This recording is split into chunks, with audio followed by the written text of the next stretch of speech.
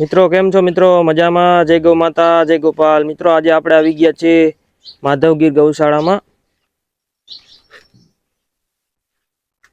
તો મિત્રો માધવગીર ગૌશાળાના ઓનર સાથે વાત કરી તો ઓનર છે માધવગીર ગૌશાળાના. તો ભાઈ કેમ છે? મજામાં.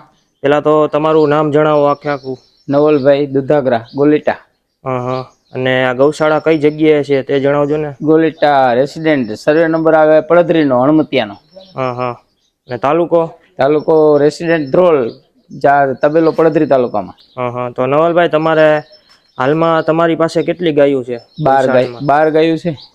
12 ગાયું છે. હા. અને 12 ગાયોનું તમે મેનેજમેન્ટ બધું કઈ રીતે તમે કરો છો? માણસો ઉપર. હા. તો મિત્રો તમે આ બધી માધવગીર ગૌશાળાની તમે ગાયો જોઈ શકો છો.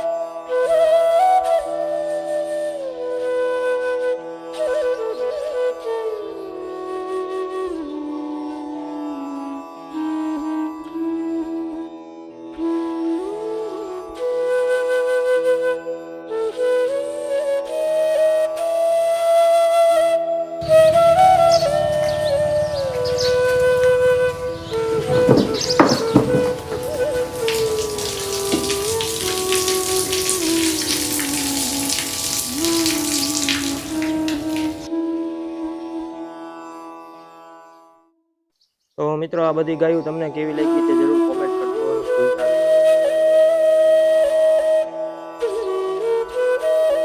આપણે નવલભાઈ આ તમે ગાયું એક છાપરામાં કેટલી ગાયું સમાઈ ગઈ? 12 ગાયનું છે. 12 ગાયોનું છે. હા. ને અડધી ગાયો જે દવા ન દેતી હોય એને વાડામાં રાખતા હશો ને? હા, એ પાછળ વાડો છે ને, એ વાડામાં બધી ખાતર બધું વાડામાં. હા. અને નવલભાઈ તમારે એક ટાઈમ નું દૂધ કેટલા લીટર થતું છે ગૌશાળાનું અંદાજિત? અત્યારે 50, 52, 53 સુધી હોય. હા. તો તમે દૂધ કોઈ જગ્યાએ વેચો છો કે કઈ રીતે પ્રોડક્ટ બનાવો છો દૂધની? ના, દૂધ બધું રાજકોટ લગવામાં. હા. ઘરે હોમ ડિલિવરી. અને જે કોઈ મિત્રોને ચોખ્ખું દૂધ લેવું હોય તો તમારા કોન્ટેક્ટ નંબર આપજો ને. 9998883790. હા. ને કઈ જગ્યાએ વેચો છો તમે? અમે તો આમ તો આખા રાજકોટમાં છૂટું બધી જગ્યાએ. હા. તો મિત્રો જે કોઈ મિત્રોને ચોખ્ખું દૂધ લેવું હોય તો તમે કોન્ટેક્ટ કરી શકો છો આ ભાઈ નવલભાઈનો. નવલભાઈ આપણે વાળાની હાલો ને મુલાકાત કરી તો.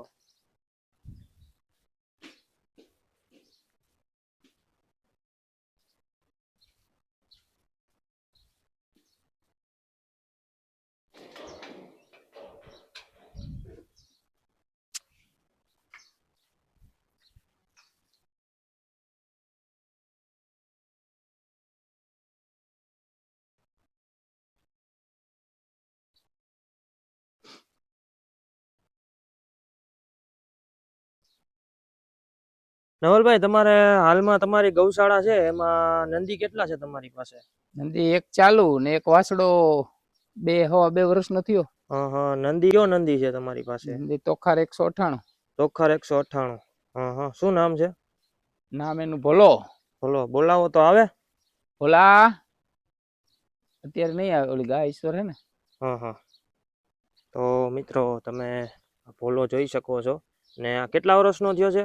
આને એક વાળો પૂરો થયો, બીજો વાળો ચાલુ. હા. તો મિત્રો આ ભોલો તમને રંગરૂપમાં તમે જોઈ શકો છો, કાબરો છે. આ ભોલો તમને કેવો લાગ્યો તે જરૂર કોમેન્ટમાં જણાવજો.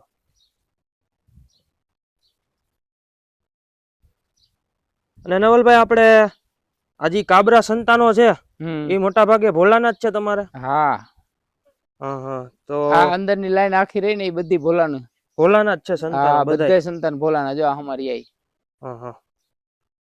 તો મિત્રો આ આખી લાઈન છે સીધી વાછડિયું બધા ભોલાના સંતાનો છે. તો ભોલાનું રિઝલ્ટ તમને કેવું લાગ્યું તે જરૂર કોમેન્ટ. વાછડા 3 જ છે, બાકી બધી વાછડિયું મોટા ભાગે વાછડિયું જ આવે છે.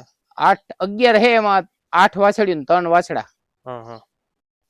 તો મિત્રો તમે જોઈ શકો છો માધવગીર ગૌશાળાનું મેનેજમેન્ટ. અને નવલભાઈ આપણે આમાં ને આમાં પોદરા ને ગૌમૂત્ર ને બધું આમાં ને આમાં તમે રહેવા દ્યો છો? હા, આમાં ગાયું આમાં કરે રહેવા દે, તો? પછી આ પાવડર થઈ જાય ને, હા આ પાવડર ચારીને લઈ લે, હા હા પછી આને જીવામૃત ભેરવી આમાં, હા હા એનું ખાતર બનાવીને પેકિંગ કરીને વેચી. હા હા. તો તે તમે કઈ રીતે તૈયાર કરો છો? જીવામૃત પેલા બનાવો છો? હા, જીવામૃત પેલા બનાવી, પછી એમાં તૈયાર થાય એટલે મિક્સ કરી નાખીને પછી પેકિંગ કરી દે. હા હા પેલા રાખી દે, એમનો ઓર્ડર આવે એ પ્રમાણે પેકિંગ કરીને આપી દે. હા હા. તો મિત્રો તમે જોઈ શકો છો ગાયું આ બાજુ માધવગીર બધી નીણ ગૌશાળાની. ભરી છે ગાયોની. આ બાજુ આખે બધે વિભાગમાં નીણ ભરેલી છે.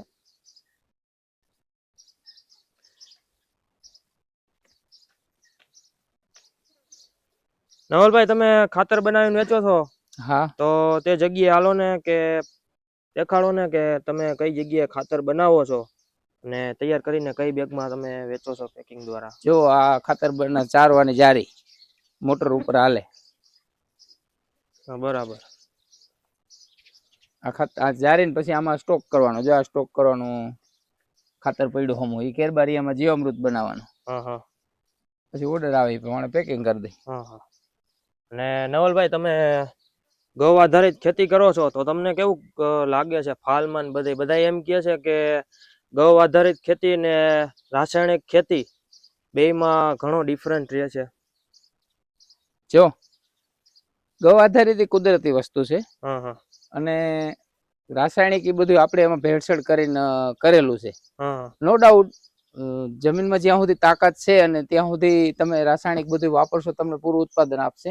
પણ એક દિવસ એવો આવશે હા કે એ ઉત્પાદન ઓટોમેટિક ઘટતું જાય ને તમારે રાસાયણિક બધું ખર્ચ એવડું થઈ જાય કે તમારે એમાંથી પ્રોફિટ વધારવું જ અઘરું થઈ જવાનું. હા અને બરાબર. થતું જાય. હા હા કેટલી જગ્યાએ એવા જમીન એવી બની ગઈ છે, બંજર થઈ ગઈ છે હા કે હા હવે એમાં કોઈ સંજોગે દેશી ખાતર નાખ્યા વગર થાય એમ જ નથી. હા બરાબર. અને આપણે નવલભાઈ રાસાયણિક ખેતી અને પ્રાકૃતિક ગૌ આધારિત ખેતીમાં એમાં ઘણો ડિફરન્ટ રહે છે, તો રોગચાળો પણ આવી શકે ને આવે ને, રાસાયણિકમાં? રોગચાળો આવે, પણ એમાં તાકાત જ એટલી હોય છોડમાં હા કે એને રોગ એટલો ઓના જેટલો નડે નહીં. કેમ હા કે હા હેઠેથી જેટલી શરીરમાં તાકાત વધારે, એનર્જી વધારે હોય, હા હા એટલો રોગ માણસને ગમે એને ઓછો આવે. હા હા હાલા પોલાને કોરોના બહુ આવ્યો હતો. હા હા વાડિયા મજૂર પડ્યા ને કોઈ નો આવ્યો કોરોના. હા હા વાડીએ મજૂર પડ્યા, કોઈને કે જવું ન પડ્યું, કે કોરોના નો આવ્યો કોઈને. આપણે બધા હુવારા હતા, એ બધા કેટલા મરી હોત ગયા. બરાબર. તો મિત્રો આ માધવગીર ગૌશાળાના નવલભાઈ નું તમે કામકાજ તમે જોઈ શકો છો. તો તમને આ બધું કામકાજ કેવું લાગ્યું તે જરૂર કોમેન્ટમાં જણાવજો. અને હાલો મિત્રો, ફરીથી મળશું મારા નવા વિડીયોમાં. મારી ચેનલ ગમી તો લાઈક કરજો, શેર કરજો અને સબસ્ક્રાઈબ કરજો.